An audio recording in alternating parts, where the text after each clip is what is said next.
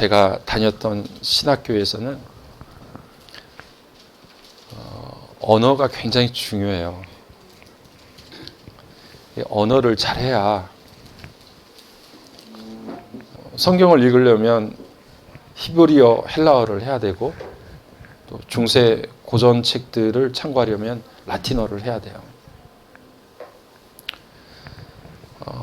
영어를 보려고 하면 영어를 해야 되겠고, 그리고 좀 더 알려고 하면 독일어쯤을 해야 이제 신학 공부하는 게 어느 정도 이렇게 맞춰집니다. 저는 어학이 이렇게 뛰어나지 못했어요. 그래서 제가 박사과정을 하고 논문 자격 시험을 볼 때 영어, 독일어, 헬라어 이렇게 이제 언어 시험을 보는데 저는 가까스로 간신히 턱걸이로 이렇게 넘어섰습니다. 그런데 제 주변에는 너무 어학을 잘하는 친구들이 많이 있어요.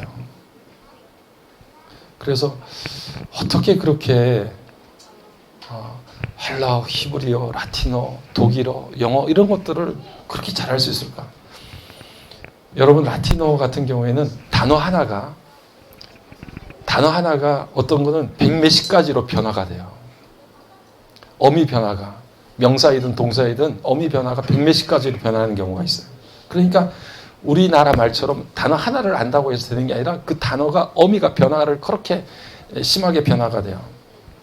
그러니까 그런 것들을 다 단어 하나하나마다 다 알려고 하면 이게 너무 지치고 시작도 하기 전에 막 질리는 거 있죠. 그런데 그런 것들을 그렇게 잘하는 친구들이 볼 때 너무 부러운 거 있지 않습니까? 여러분, 영어를 아주 유창하게 하는 사람들 보면 부럽죠. 얼마 전에 왔던 그 한성환 목사님이 뉴질랜드에서 10몇 년을 살았는데 그런 이야기를 하더라고요. 일상적인 언어 소통은 가능하나 정말 답답한 게 가슴에 담긴 말을 서로 소통이 안 된다.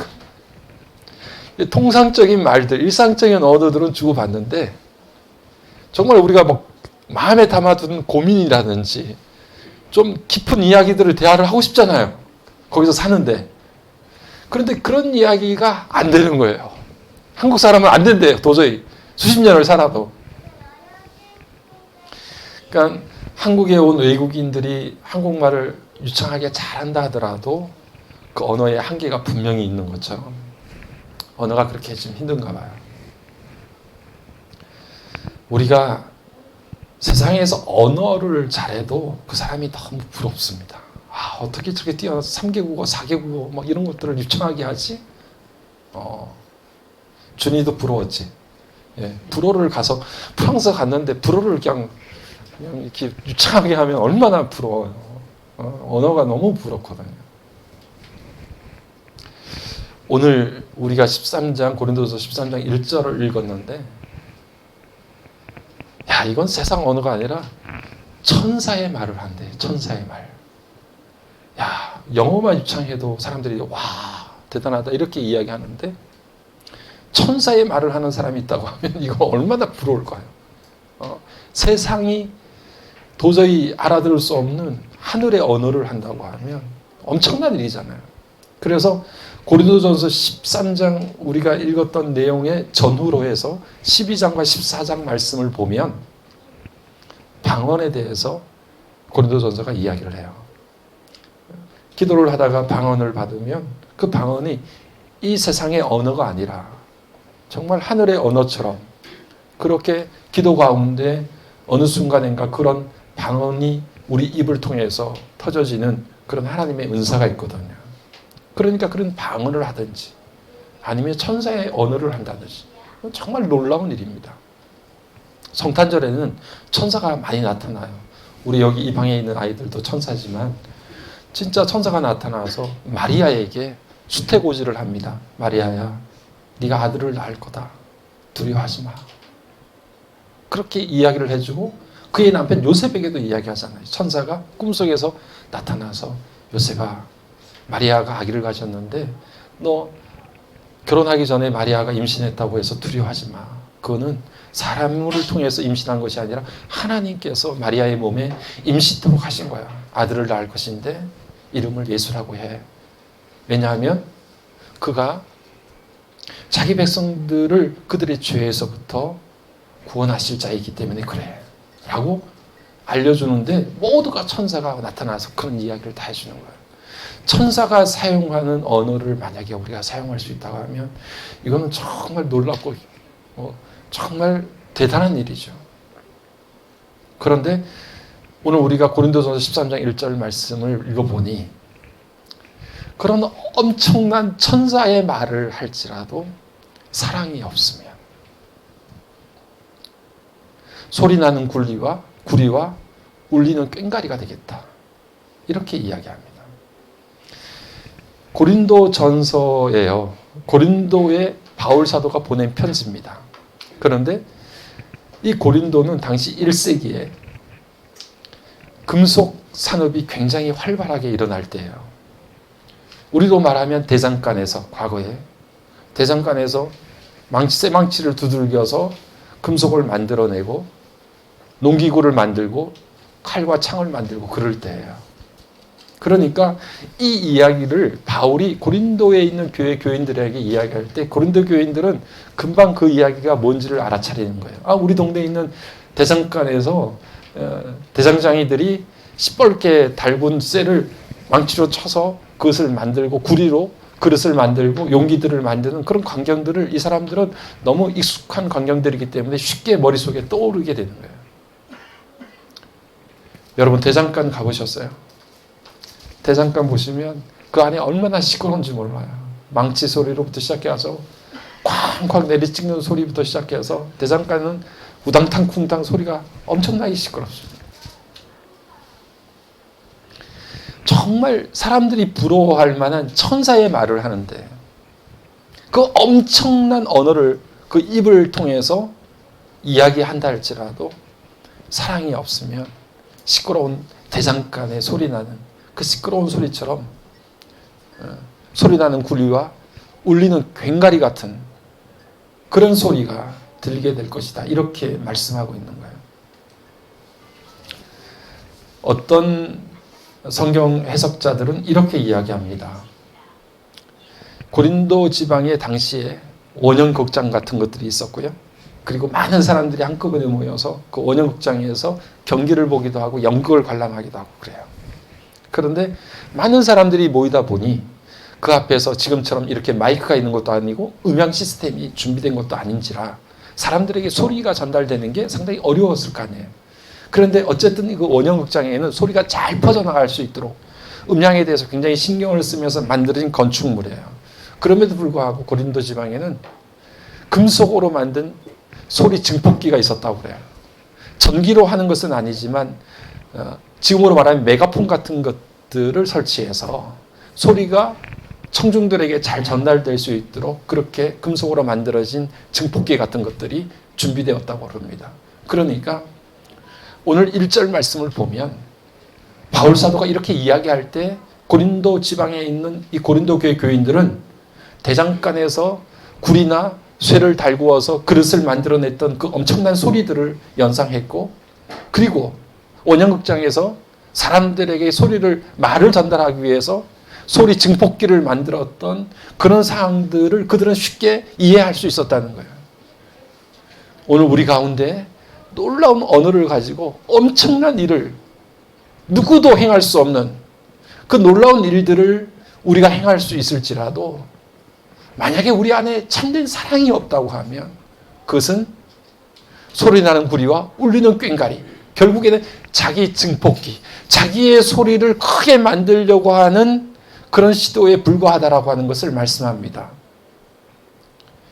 그러니까 결국에는 내가 이런 능력을 가지고 있어. 나는 너희들이 가지고 있지 않는 당신들이 가지고 있는 엄청난 힘이 있단 말이야. 능력이 있어. 탤런트가 있어. 라고 이야기하더라도 그것은 영어로 하면 셀프 앰플리케이션 시스템이에요. 자기를 증폭시키는 시스템에 불과하다는 거예요.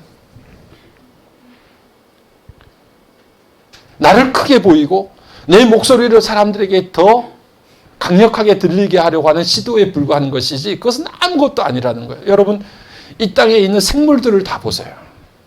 상대를 만나면 자기 몸집을 크게 만들어냅니다.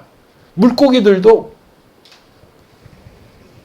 다른 상대를 만나면 보고 보세요. 볼을 막 엄청나게 크게 만들어요. 새들도 날개를 활짝 펴서 자기의 모습이 굉장히 크도록 그렇게 상대방이 위협을 받도록 그렇게 하죠. 짐승들도 까치발을 띄어서 자기 키가 상대방보다 더 크다는 것을 보이게 되고, 사람들은 안 그런가요? 사람들도 화가 나서 싸울 때 되면 뭐래요? 어깨를 이렇게 펴요. 어깨를 올려서 상대방보다 더 크게 만들어요. 우리 아이들 싸울 때 보죠. 이렇게 이러잖아요.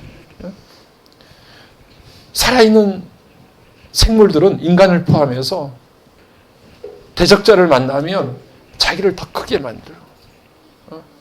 더 우람하게 보이려고 그렇게 애를 써요. 사랑이 없으면 우리가 어떤 능력을 가지고 어떤 힘을 가지고 무엇을 가지고 있든지 간에 그것은 자기를 증폭시키는 시스템에 불과한 거예요. 아무것도 아니라는 거예요. 아무것도 아니라는 거예요. 우리 예수님 생각해 보세요. 예수님은 천사의 말이 아니라 그 천사들에게 명령을 내리실 수 있는 분이에요. 천사들에게 명령을 해서 지금이라도 당장 수없는 천사들을 한꺼번에 집합시킬 수도 있는 분이 우리 주님이셨어요. 그리고 주님이 바로 요한복음 1장에서 말씀하고 있는 것처럼 그 자체가 태초의 말씀이셨어요. 그리고 그 말씀이 우리 가운데 육신으로 오신 날이 바로 이 성탄절이에요. 그러니까 이 땅의 그 어떤 언어보다도 주님께서는 우리에게 생명의 말씀이 되시고 그 말씀 자체가 예수님이라는 사실을 성경은 우리들에게 너무 분명하게 증거해주고 있거든요. 그런데 그 말씀이신 예수님, 천사의 말이 아니라 천사를 지휘하시고 천사에게 명령을 내리시는 살아계신 하나님의 아들이신 예수님이 이 땅 가운데 어떻게 오셨는지, 그분에게 정말 소중하게 자리 잡았던 것은 사랑밖에 없었습니다.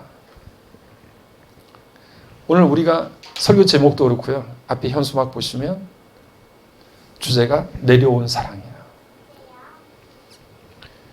그렇게 엄청난 힘과 권능을 가지고 계셨던 예수님께서도 내려오셨습니다. 더 이상 내려가지 못할 곳까지 내려가셨어요.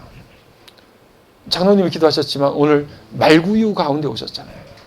더 이상 내려갈 곳이 없어요. 말 밥통 속에 아기가 누였어요. 여러분 시골에서 소 키워보신 분들은 알겠지만 소 밥통이 있거든요. 염을 부어주는 데가 있거든요. 거기에 우리 주님이 누우셨다는 거예요. 세상에 더 이상 내려갈 곳 없는 그 내려갈 수 없는 그곳까지 낮춰주시고 겸손해지시고 낮아지셨기 때문에 우리 주님이 이 땅의 모든 것들을 품을 수 있었습니다. 마지막까지 내려가면, 더 이상 내려가지 못할 곳까지 내려가면 이 세상을 다 품을 수 있거든요. 우리 주님이 거기까지 내려가셨어요. 모든 것들을 아시고 모든 것들을 지휘하시고 모든 천사들을 통제하시고 명령 내리실 수 있는 그분이 그렇게 엄청나게 가난해지시고 낮아지셨어요. 사랑은 내려갑니다. 성탄절에 오신 우리 주님은 그렇게 끝까지 내려가셨어요. 그럴 때 비로소 우리 가운데 참된 사랑이 무엇인지를 주님을 통해서 우리가 깨달아 알 수 있도록 그렇게 만들어 주셨습니다. 과거에 중세에 마이스터 에카르트라고 하는 사람이 있었는데요. 이 에카르트라는 사람이 한 가지 이야기를 우리들에게 전해주고 있어요. 그 사람이 했던 이야기는 뭐냐면, 어느 과거에 부부가 정말 행복하게 살고 있던 부부가 있었거든요. 그런데 이 부부가 그렇게 아름답고 행복하게 살았는데 어느 한 날 문제가 생겼어요. 어떤 일을 당했는지 모르지만 아내가 갑자기 눈이 심각하게 문제가 생겨서 한 눈을 뽑아야 되는, 한 눈이 없어지는 그런 엄청난 일을 겪게 된 거예요. 한 눈을 잃어버린 아내는 너무 상심했어요. 너무 슬퍼했어요. 남편이 아내를 위로합니다. 여보 괜찮아. 당신 눈이 하나가 없어도 나는 여전히 당신을 사랑해. 그러니 너무 상심하지 마. 슬퍼하지 마. 괜찮아. 내가 당신을 사랑하는 데는 당신의 눈이 하나 없다는 게 아무 문제가 되지 않아. 괜찮아. 이렇게 위로를 해줬어요. 그런데 아내가 말하기를 내가 눈이 하나가 없어서 슬픈 게 아니라 이제 내 눈이 하나 없으면 당신이 이전만큼 나를 사랑하지 않을까 봐 그게 나는 너무 두려워요. 막 이렇게 이야기를 하는 거예요. 그래서 남편이 그 아내의 이야기를 듣고 그럼에도 불구하고 나는 당신을 사랑하는 것이 아무 문제가 없으니 걱정하지 마, 염려하지 마, 나를 믿어, 확신해. 이렇게 계속 이야기를 하지만 아내는 그 이야기를 들음에도 불구하고 여전히 내가 한눈이 없어진 나를, 남편이 더 이상 나를 사랑한다는 것이 힘들 거야. 이렇게 계속해서 남편의 사랑을 의심하기 시작했어요. 그리고 불안하고, 그래서 그것 때문에 초조하고 긴장하고 있는 모습을 남편이 바라봤어요. 그러는 나날들이 지나갈 때에 어느 날 남편이 아내에게 나타났습니다. 아내에게 나타난 남편은 한쪽 눈이 없어진 거예요. 그래서 갑자기 아내가 이렇게 한눈을 뜨고 보니까 남편이 똑같이 자기 한눈이 없어진 거예요. 그래서 남편이 아내에게 그런 이야기를 한 거예요. 내가 당신을 정말 사랑하고 그리고 여전히 변함없이 사랑한다는 사실을 어떻게 하면 당신이 알 수 있을까라는 생각을 하다가 나도 한쪽 눈을 없애버렸어. 잡아, 괜찮아. 나도 이제 눈이 하나밖에 없어. 그러니 내 사랑이 변함없다는 것을 믿어줘. 이렇게 이야기를 했다는 거예요. 여러분, 사랑은 내려가는 거예요. 그래서 Love come down at Christmas. 크리스마스에 사랑이 내려왔어요. 우리 가운데. 주님이 그냥 하늘 위에 먼 곳에서 우리를 바라보시면 주님의 사랑이 얼마나 큰지, 그것이 진짜 사랑인지, 우리를 얼마나 간절하게 사모하시는지 그것을 우리가 알 수 없을 거예요. 주님이 우리 가운데 오셨어요. 마치 사랑하는 아내를 위해 한쪽 눈을 뽑아내버린 남편처럼 우리 주님이 우리처럼 완전히 낮아지시고 우리보다 더 비천해지셨어요. 그래서 봐, 내가 너희들을 얼마나 사랑하는지 봐. 내가 정말 사랑한단다. 이것을 우리들에게 보여주신 그 사건이 오늘 우리 주님이 우리 가운데 오신 성탄절이에요. 오늘 여러분, 그 주님이 여러분들의 심령 가운데 함께하기를 간절히 바랍니다. 그러면 그 주님만 그렇게 오셨다는 것을 우리가 느끼면 될까요? 자, 오늘 우리 마지막으로 우리 마음속에 성탄절에 결심합시다. 주님이 우리 가운데 그렇게 컴다운 하신 것처럼 여러분 오늘 성탄절을 맞이하는 저와 여러분이 컴다운 하셔야 돼요. 여러분 정말 우리는 부족하고 잘 안 되잖아요. 그래도 이 순간 남편이 아내의 자리로 내려가셔야 돼요. 아내가 남편의 자리로 컴다운 하셔야 돼요. 부모가 자식들의 위치와 자식들의 자리로 내려가셔야 돼요. 그게 사랑입니다. 노부모들, 병든 부모들 힘들고 어렵지만 여러분 우리 인생의 마지막을 보면서 그 늙은 부모님들의 자리로 내려가셔야 돼요. 오늘 그 일을 이루는 것이 단지 우리가 성탄절을 주님께서 오신 것으로만 감정적으로 기뻐하는 것이 아니라 그 성탄의 의미가 우리 가운데 이루어지고 실천되어지는 거예요. 오늘 그런 거룩하고 기쁜 성탄절이 되기를 주의 이름으로 간절히 축복합니다. 저희가 교회를 시작한 지 5년 반 정도 됐는데요. 처음으로 이 성탄절 행사를 올해 처음 시작을 했어요. 어제 우리 어른들이 모여서 리허설을 했답니다. 리허설을 했는데요. 제가 그것을 이렇게 쳐다보면서 사실 하나님 앞에 두 가지 감사를 드렸어요. 첫 번째는 우리 그 어른 성도들이 크리스마스 때 뭘 하려고 했던 건 아니에요. 그리고 저 어르신들이 시킨다고 하실 분들도 아니고, 그런데 우리 아이들이 이번 올해 10월부터 어린이 예배를 드리기 시작하면서 어린이들이 예배를 드리니 성탄절에 조그만 우리 찬양이라도 아이들 시켜야 되지 않을까 이런 생각을 가지고 아이들을 준비하는데요. 그런데 뭐 시키지도 않았는데 어른들이 그러면 우리들도 해야 되지 않나 해가지고 시작을 하게 됐습니다. 그래서 아이들이 꼭 우리의 가르침을 받아야 될 존재가 아니라 때로는 아이들이 어른을 가르치기도 합니다. 우리가 아이들을 이끌어 갈 뿐 아니라 때로는 아이들이 어른들을 이끌어 가기도 합니다. 우리가 아이들 때문에 일어나기도 하고 아이들 때문에 달려가기도 할 수 있는 거예요. 너무 감사한 일이죠. 그리고 두 번째는 언제 우리가 성탄절이라고 이렇게 찬양 연습을 하고 노래 연습을 하고 그랬던 적이 언제였던가 하는 생각이 들어요. 아마 보통 그렇게 있었다고 하면 아이들 그냥 하는 거 보면서 그래 오늘 성탄절이구나 뭐 이렇게 생각을 했을 텐데 우리 어른 성도들이 우리 여기 연로하신 분들 있잖아요. 60이 훨씬 넘으신 분들이 그렇게 찬양을 하고 몸을 흔들어대는 걸 보면서 야 저분들이 그냥 시켜도 저렇게 하실 수 있는 분들이 아닌데 우리가 그 성탄의 기쁨과 가슴이 하나님 앞에서 온전히 회복되는 거 정말 감사한 일이다 이런 생각을 드렸습니다. 2부 때 찬양축제가 우리가 마련한 작은 찬양축제가 열리게 되는데 그런 시선으로 여러분들 바라봐 주셨으면 좋겠고요. 그래서 우리 온 마음에 정말 컴다운하는 사랑이 가득한 이 시간 되기를 주님의 이름으로 간절히 축복합니다.